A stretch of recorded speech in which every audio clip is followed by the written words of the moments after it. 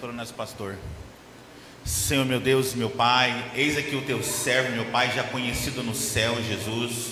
Meu Deus querido, que o Senhor venha, meu Pai, usá-lo, meu Pai, como o Senhor sempre tem usado, meu Pai, com a tua ministração da palavra, que vai de encontro, meu Pai, a cada necessidade do povo, meu Pai.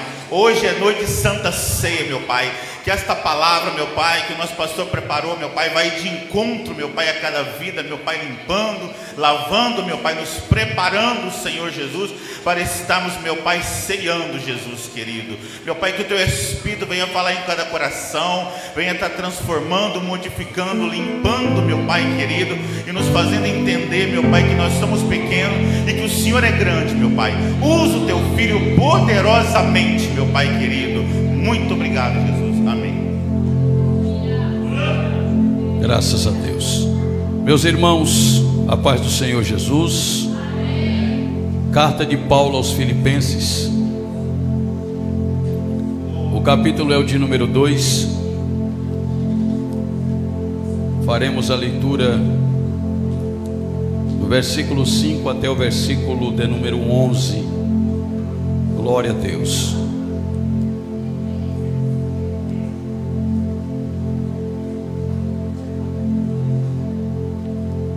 Carta do apóstolo Paulo aos Filipenses, capítulo de número 2, do versículo 5 até o versículo de número 11. Os que encontraram, diga: eu achei. Diz assim o texto bíblico: tende em vós mesmo sentimento que houve também em Cristo Jesus, pois ele, subsistindo em forma de Deus, não julgou como usurpação o ser igual a Deus. Antes, a si mesmo se esvaziou, assumindo a forma de servo, tornando-se em semelhança de homens e reconhecido em figura humana. A si mesmo se humilhou, tornando-se obediente até a morte, e morte de cruz. Pelo que também Deus o exaltou sobremaneira e lhe deu um nome que está acima de todo nome, para que ao nome de Jesus se dobre todo o joelho nos céus, na terra e debaixo da terra, e toda língua confesse que Jesus Cristo é o Senhor, para a glória de Deus Pai. E você diga amém e se assente glorificando o nome do Senhor Jesus Cristo.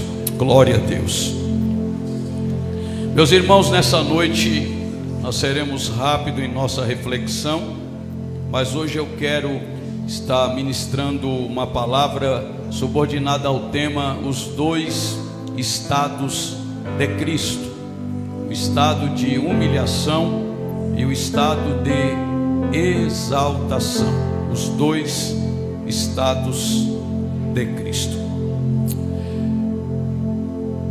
Esse texto do apóstolo Paulo talvez seja a passagem mais importante e mais emocionante que Paulo escreveu, visto porque esses poucos versículos do capítulo de número 2 vai nos trazer uma síntese de tudo aquilo que Cristo fez e se tornou a favor de todos aqueles que reconhecem e aceitam o seu sacrifício na cruz do Calvário.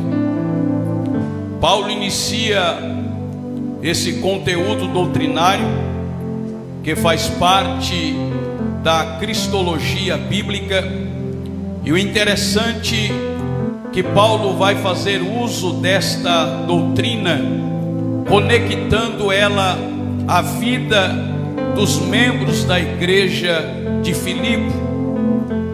Paulo vai usar o maior exemplo de vida nesta terra para poder tratar um problema de conflito que estava acontecendo dentro da igreja.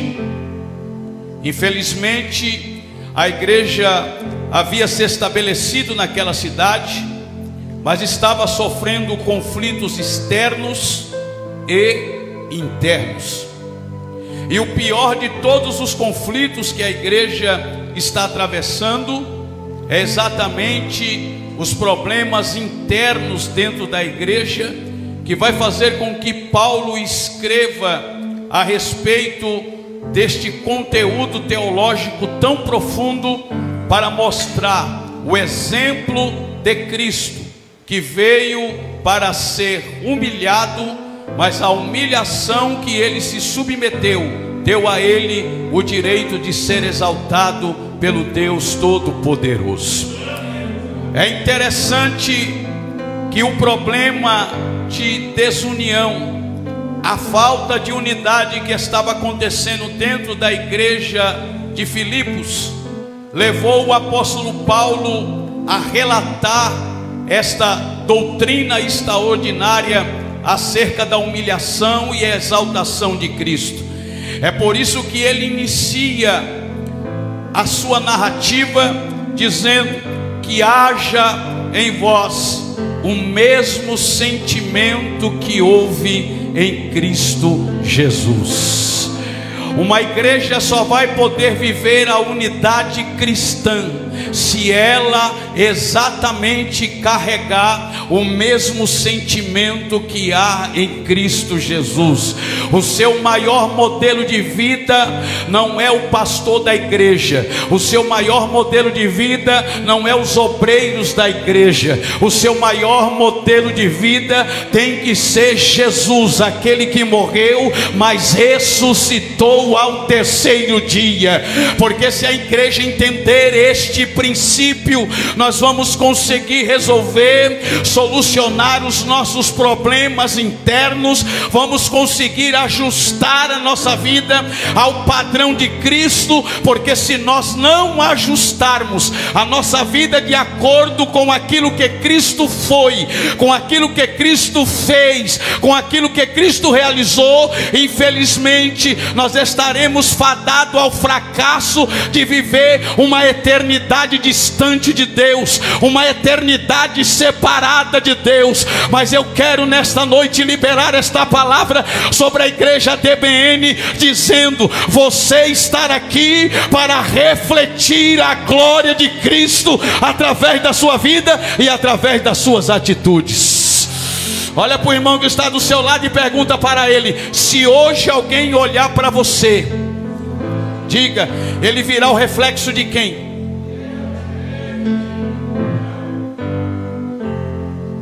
Irmãos, é dura a palavra, mas será que nós estamos mais parecidos com Cristo, ou estamos mais nos parecendo com o inimigo da nossa alma? Com quem nós estamos parecendo? Uma igreja que havia recebido a palavra de vida, a palavra da verdade, a palavra de transformação, estava vivendo em conflitos internos e abandonando a unidade cristã. Aí Paulo vai dizer: o único remédio para vocês é que haja em vós o mesmo sentimento que houve em Cristo Jesus. E que sentimento é este? Paulo vai dividir o versículo 5 até o 11 em dois momentos da vida de Cristo. Primeiro momento, chamado de humilhação. A primeira fase da vida de Cristo, conhecida como humilhação. E quando nós falamos da humilhação de Cristo, precisamos levar em consideração 5 verdades que estão aqui dentro desse texto, para nós entendermos todo este processo que Cristo se submeteu a passar, para simplesmente nos dar a oportunidade de sermos salvos pela sua graça e pela sua misericórdia.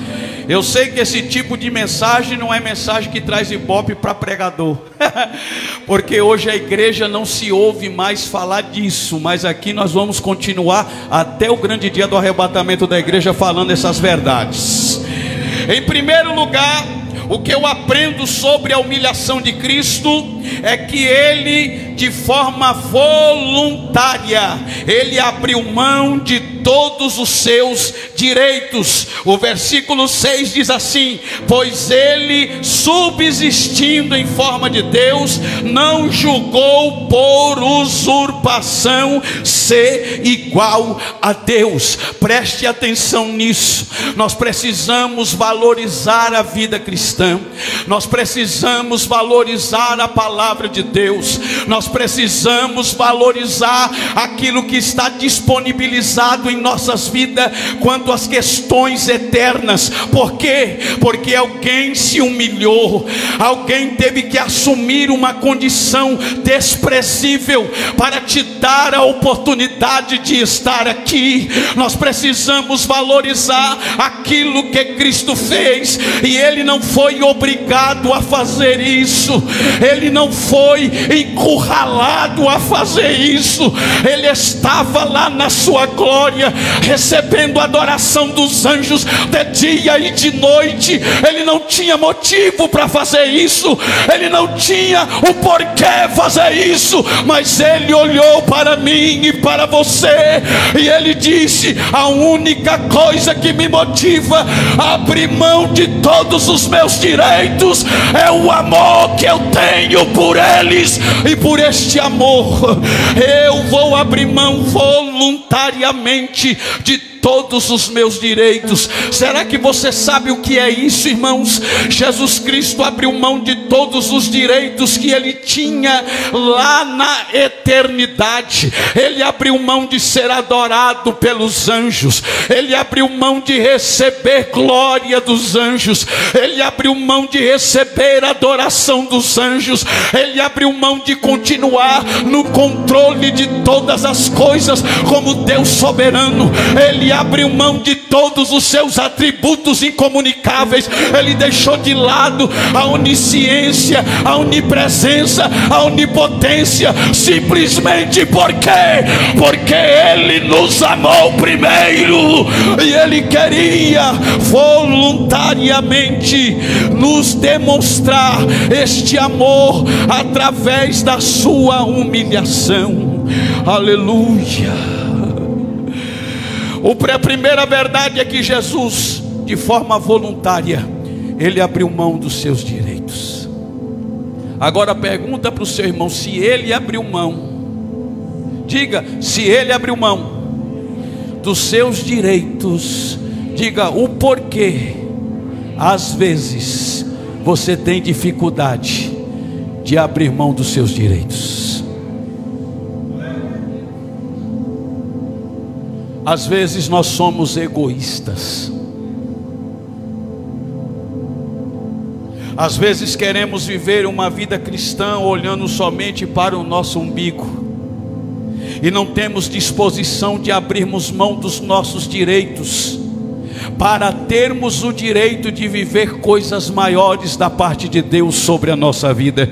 Sabe por que tem muito crente vivendo uma vida medíocre no cristianismo? Porque são pessoas egoístas que não conseguem abrir mão dos seus próprios direitos. Mas preste atenção nisso: Jesus Cristo não olhou, Jesus Cristo não colocou nenhuma condição. Ele olhou para o Pai e disse: eu abro mão de todos os meus direitos pelo amor que eu tenho por eles. Eu abro mão de todos os meus direitos pelo amor que eu tenho por eles. Eu vou repetir para ver se você dá pelo menos um glória. Eu abro mão de todos os meus direitos pelo amor que eu tenho por eles. Aleluia. Jesus não pensou em si mesmo, irmãos. Se Ele pensasse em si mesmo, jamais Ele tomaria esta atitude de forma voluntária, abrir mão dos seus direitos. Por que que Ele fez isso? Porque antes de pensar em si, Ele pensou em você.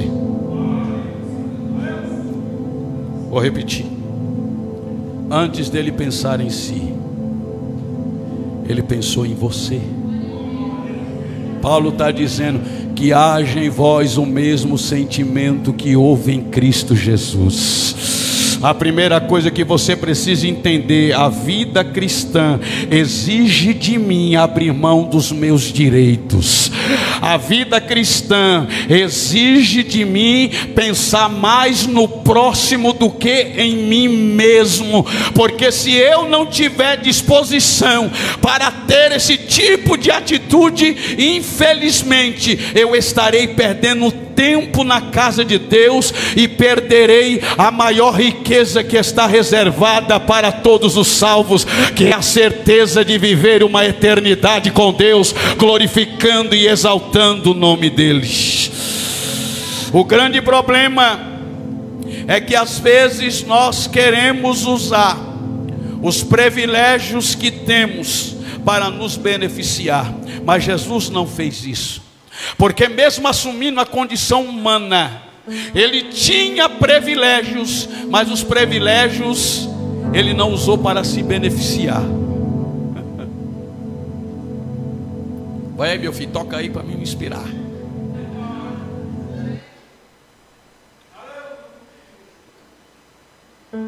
Ele tinha privilégios, mas não usou para o benefício próprio.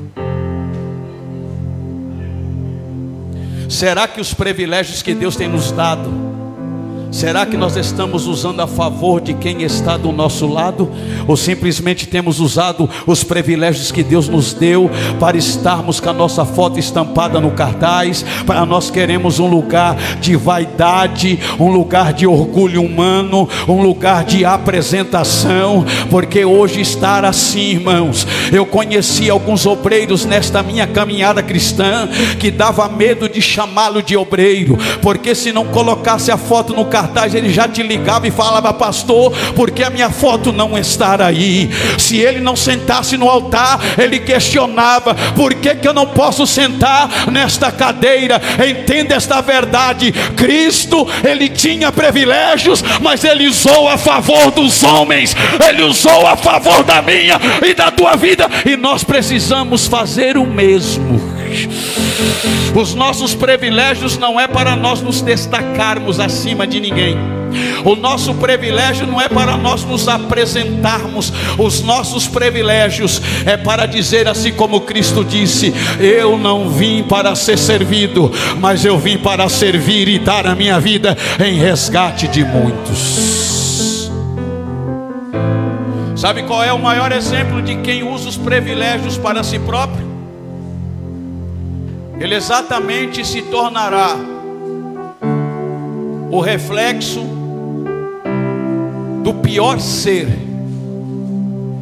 que abriu mão do seu maior privilégio. Satanás, o anjo de luz, entre a classe angelical, ele era o maior anjo.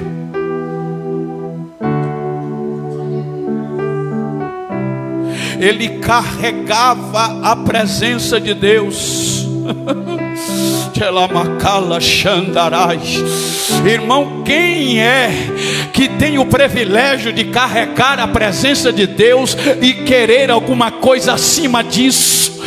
Ele tinha que entender: aquilo que tu precisas eu já te dei, aquilo que tu precisas você já tem. Mas ele não se satisfez em estar na posição que ele estava, e ele quer usar o privilégio que Deus deu para ele para assumir algo que ele não pode, que ele não tem direito.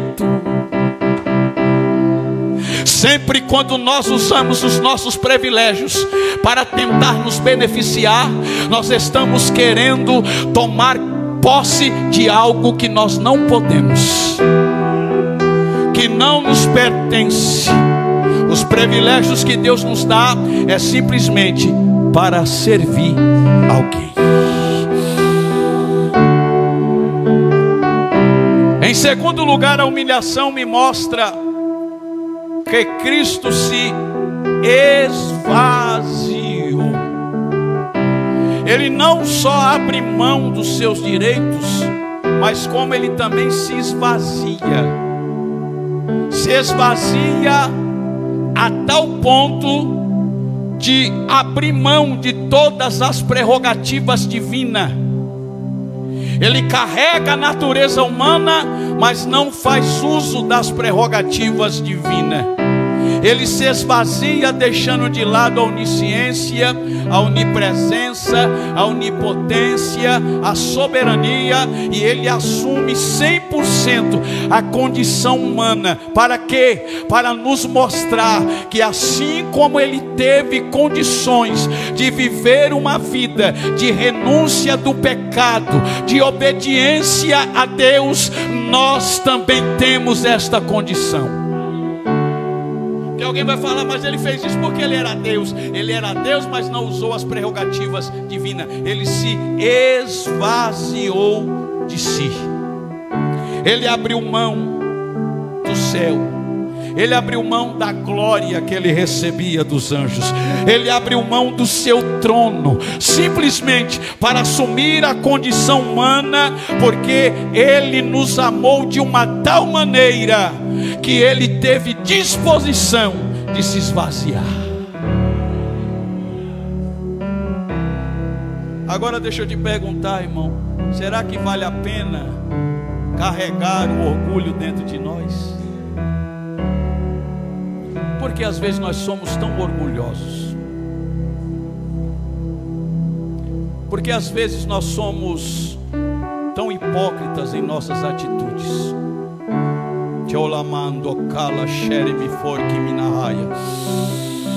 Porque às vezes nós queremos viver uma vida cristã de encenação, uma vida cristã escondida atrás de uma máscara, uma vida cristã que só se resume a este ambiente de culto, porque fora daqui, às vezes eu não dou exemplo nem para o meu filho, nem para a minha esposa, nem para o meu marido. O orgulho nos leva a viver uma vida de artista. O orgulho nos leva a viver uma vida de máscaras. Mas Paulo está dizendo que haja em vós o mesmo sentimento que houve em Cristo Jesus. Se esvazie do seu orgulho, se esvazie da sua soberba, se esvazie da sua ira, se esvazie dos seus julgamentos. Abra mão dessas coisas, porque o céu é para os humildes. O céu não é para o teólogo, o céu não é para o pregador, o céu não é para o pastor, o céu não é para o profeta, o céu não é para o evangelista, o céu não é para o cantor, o céu é para os humildes, que entenderam que precisam viver a vida igual a Jesus.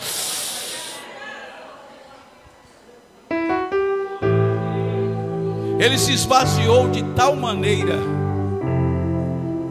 que ele vai trocar a sua forma divina por uma outra forma. Pergunta qual? Pergunta qual? A forma de escravo.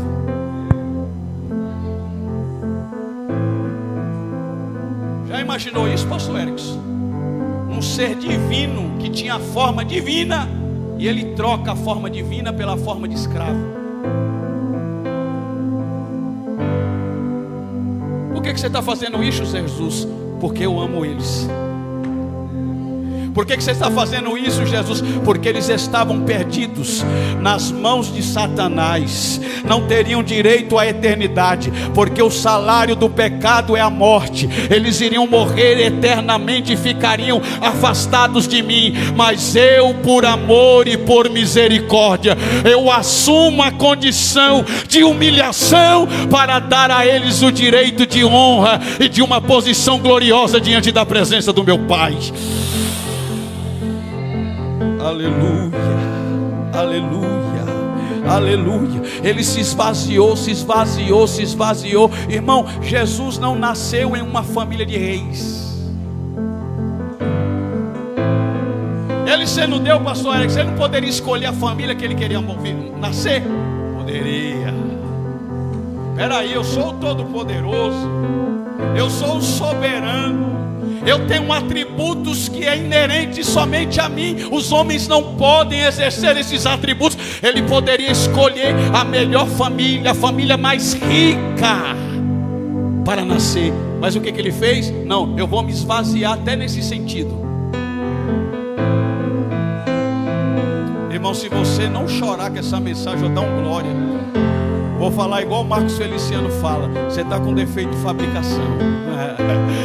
Porque não é possível, irmãos. Eu sei que esse tipo de mensagem para os dias atuais não é a mensagem que a igreja atual está querendo ouvir, mas é a mensagem que nós precisamos como garantia para viver a eternidade com Ele.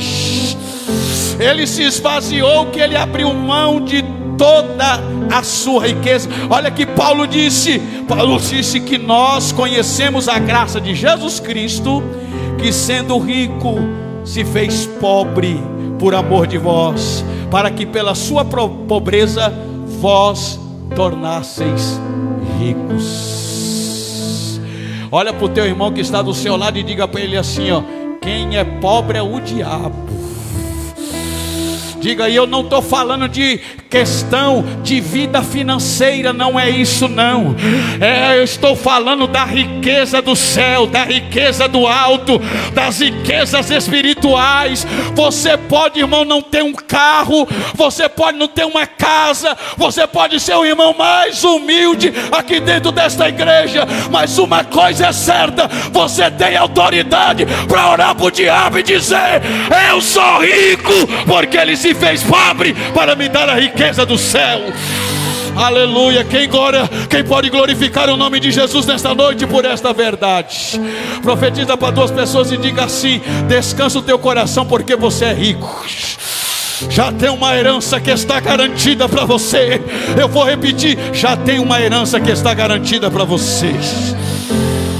Aleluia. Ele abriu mão de toda a sua riqueza, ele se tornou pobre, ele renunciou tudo, a ponto de renunciar a sua própria vida. Eu vou repetir: ele renunciou tudo a ponto de renunciar a sua própria vida. Ele se tornou tão pobre, me dá retorno aqui que tirou todo o meu retorno. Ele se tornou tão pobre, eu vou repetir: ele se tornou tão pobre que para nascer o lugar teve que pedir emprestado. Você ainda teve o privilégio de nascer lá no hospital, com um médico lá atendendo a tua mãe, mas ele não. Ele falou: eu vou abrir mão de todos os meus direitos, eu vou me tornar pobre para que eles sejam ricos. E o nascimento, Jesus, como que você quer? Você quer que a gente chame o melhor médico da época? O Senhor quer que a gente pague pelo melhor médico da época? Ele falou: não, pode me colocar numa manjedoura, pode me colocar numa manjedoura, é lá que eu vou nascer.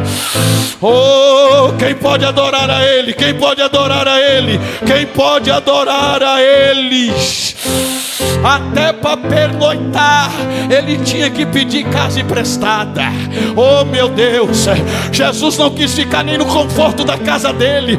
Quando ele estava fazendo a obra missionária, que não era muito distante da sua casa, nas regiões circunvizinhas, ele não tinha casa para reclinar a sua cabeça. Ele chegou a dizer: o filho do homem não tem aonde reclinar a cabeça. Até a casa que ele dormia era emprestada.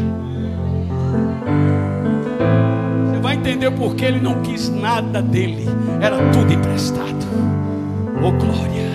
A casa que ele dormia era emprestado. Um dia ele pediu emprestado um barco para poder pregar. Oh glória. Empresta o barco aí, Pedro. Eu não vou fazer um púlpito para mim, eu não preciso de púlpito para mim, porque o meu maior púlpito não está aqui agora. O meu maior púlpito vai aparecer para a humanidade no final do plano de Deus pela minha vida. Que púlpito que é? É um púlpito que os grandes pregadores não querem assumir. As estrelas do evangelho não querem assumir este púlpito. Os cantorzinhos lights não querem assumir este púlpito. Os pregadores de renome não querem assumir este púlpito. Que púlpito é este, Jesus? É um púlpito de madeira, o nome dele é Calvário. É este púlpito que está me aguardando. Aleluia, aleluia. Então por isso que ele não teve púlpito nenhum no decorrer da sua vida. O dia que ele precisou de um púlpito, ele pediu um barco de Pedro e disse: o teu barco é suficiente para eu pregar a palavra e vocês entenderem a essência do evangelho e mudar de vidas. Aleluia. O que a gente vê, irmão, de gente querendo brigar pelo púlpito, de guerrear pelo púlpito, e Jesus está dizendo: eu não preciso de púlpito. Aonde eu sou e aonde eu estou, a palavra é viva na minha boca. Tem gente que só tem palavra viva com o microfone na mão. Tem gente que só tem palavra viva quando tem multidão dentro da igreja. E Jesus não tinha problema, ele pregava para a multidão, mas pregava para 2, 3 a mesma palavra de vida. Aleluia. Ele se esvaziou, ele se tornou tão pobrezinho, que nem um animal para ele andar ele tinha. O dia que ele queria andar de um animalzinho com um burrinho, ele falou: pega o burrinho emprestado para mim. Pega o burrinho emprestado para mim. O dia que ele quis celebrar uma ceia com os discípulos, ele não foi na casa dele, não foi na casa dos discípulos, mas pediu uma casa emprestada. Falou para os discípulos: vai na frente, prepara o ambiente, prepara a casa, porque hoje vai ter ceia, e vai ser a última ceia que eu vou celebrar com vocês, para você dar um glória melhor, até na morte deles. Eita, até na morte dele. Se alguém perguntar: você quer um túmulo que eu compro? Ele vai dizer: não precisa comprar, porque eu vou usar só 3 dias. É só 3 dias que eu vou usar o túmulo, eu só quero emprestado. Ele se tornou pobre, irmão, para nos dar a riqueza. Ele renunciou à glória celestial, ele renunciou à adoração dos anjos, ele renunciou o livre exercício da sua autoridade. Ele tinha autoridade para fazer o que ele queria. Ele um dia olhou para os discípulos, aonde os soldados estavam querendo prender, ele falou: deixa eles, eu tenho autoridade. Se eu quisesse eu dava uma ordem, e viria uma legião de anjos guerrear por mim. Mas ele abriu mão de toda a sua autoridade, ele abriu mão de todos os seus direitos. Por quê? Porque ele veio para fazer a vontade do Pai. Ele veio para fazer a vontade do Pai. Ele veio para se humilhar. A humilhação envolve serviço, a humilhação envolve semelhança aos homens. Isso aqui é interessante, quando Paulo faz uso do termo que ele se tornou semelhante aos homens. Nós temos uma palavra bastante interessante que se destaca aqui no texto, que é a palavra grega morpi, que significa caráter interno e externo, de plenitude, de totalidade. Pastor, não entendi. Ele não foi só homem na fisionomia, ele foi homem na alma também. A mesma dor que você sente, ele sentiu. As mesmas angústias que você sente, ele sentiu. As mesmas agonias que você sente, ele sentiu. Inclusive no Getsemane, ele estava gritando e dizendo: a minha alma está angustiada até a morte. Ele foi pleno como homem, não só em fisionomia, mas na sua estrutura interna também. Tudo que você sente, ele também sentiu. Tudo que você sofre, ele também sofreu. Mas ele disse: eu vou ter disposição para passar por todo este processo, porque eu quero salvar a vida deles. A humilhação envolve sacrifício. Ele se sacrificou até o ponto de ir para a cruz, morrer e ser sepultado. Essa é a primeira parte daquilo que Paulo apresenta em Filipenses. Ele se humilhou, mas não vai parar na humilhação. Pergunta por quê? Porque Paulo diz que ele foi obediente. Ele foi obediente. O diabo tentou várias vezes. Imagine se ele desistisse. Olha para o teu irmão e diga assim, ó: imagine se ele desistisse. Diga: o que seria de você? Diga para ele: mas ele não desistiu. Diga: e você? Porque muitas vezes desiste de ter fidelidade, de ter obediência. Como que nós demonstramos a nossa fidelidade a Ele, irmãos? Sendo igual a Ele foi. Paulo falou que haja em vós o mesmo sentimento que houve em Cristo Jesus. Só que ele não fica no estado de humilhação.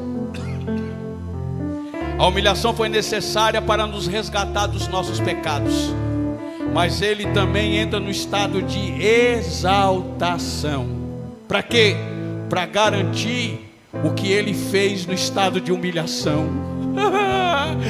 Ele se exaltou para garantir tudo que eu fiz no meu estado de humilhação. Eu vou garantir, mostrando para vocês os estágios da minha exaltação. E eu termino. Aí Paulo continua dizendo: porém Deus o exaltou soberanamente, que deu um nome que está sobre todo nome, do qual todo joelho se dobrará e toda língua confessará que Ele é o Senhor. Oh Espírito de Deus, eu vou deixar você adorar por um minuto, por esta verdade, por esta garantia que Cristo conquistou para você. Aleluia, aleluia, aleluia, aleluia. E eu finalizo. A exaltação de Cristo, ela tem 4 aspectos. Quantos aspectos? 4 aspectos. O primeiro aspecto da exaltação de Cristo chama-se ressurreição. Você sabia que é a única pessoa que tem um líder que morreu, mas ressuscitou ao terceiro dia?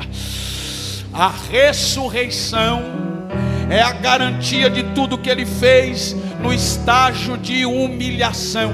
Se Cristo não ressuscitasse, nós seríamos simplesmente uma nova religião no mundo, como todas as outras que surgiram, porque todas as outras religiões têm os seus líderes, mas nenhum deles deu a eles esta garantia. O nosso líder foi o único que morreu, mas a morte teve que liberar ele do mundo dos mortos, dizendo: eu não posso te prender aqui, eu não posso te prender aqui, vai embora, porque eu não posso te prender aqui. O diabo até tentou inventar teorias que a ressurreição não tinha acontecido. Levantou a teoria de que o corpo dele foi roubado. Levantou a teoria de que ele tinha desmaiado. Levantou a teoria de que os discípulos estavam tendo delírio. Eles tiveram uma visão, mas a verdade não é essa, Satanás. A verdade é o anjo declarando: ele não está mais aqui, ele já ressuscitou. Aleluia.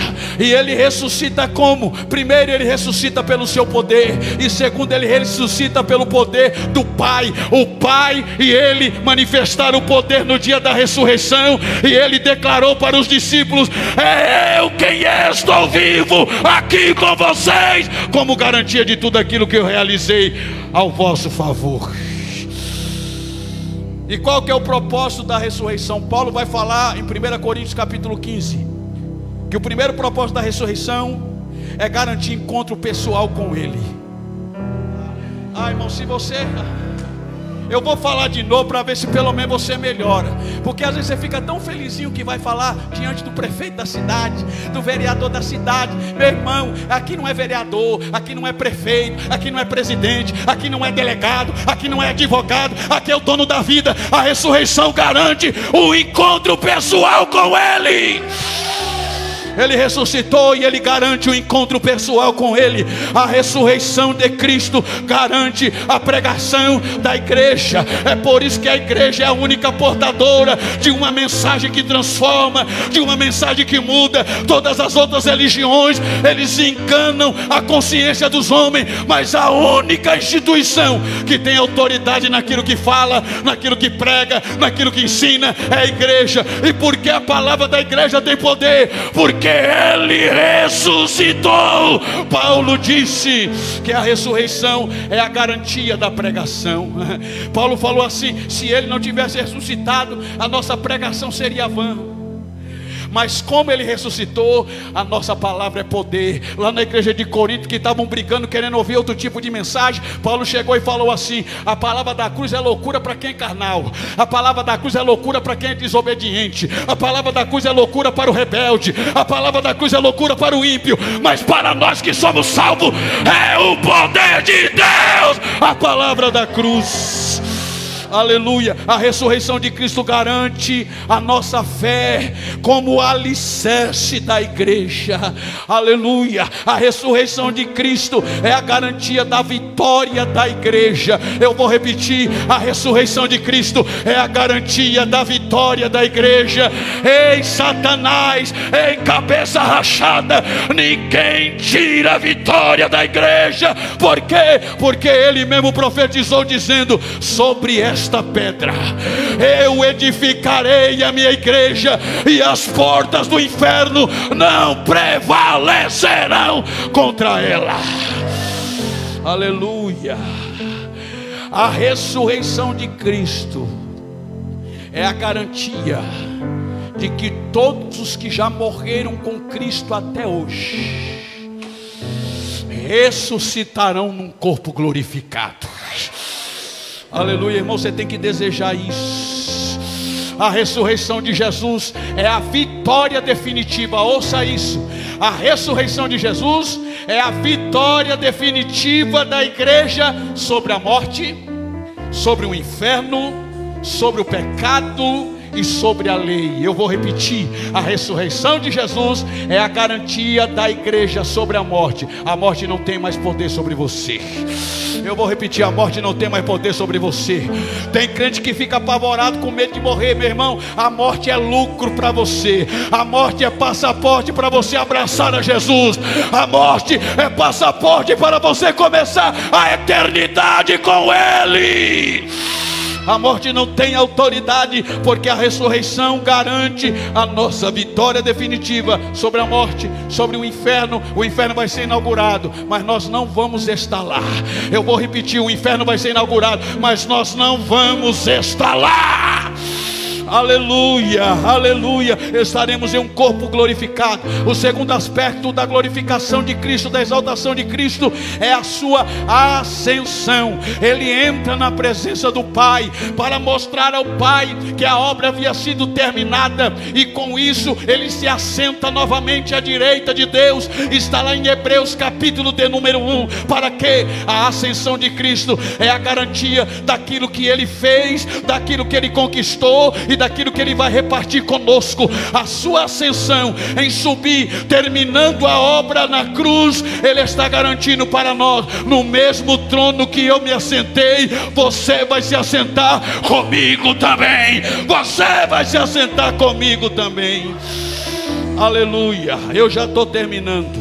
O terceiro aspecto da exaltação de Cristo, aleluia, o terceiro aspecto, aleluia, é o seu retorno.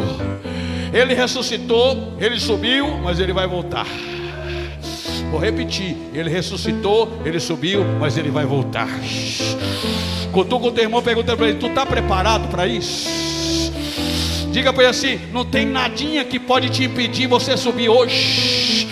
Será que não tem nenhuma mentirinha oculta? Será que não tem uma infidelidade oculta aí?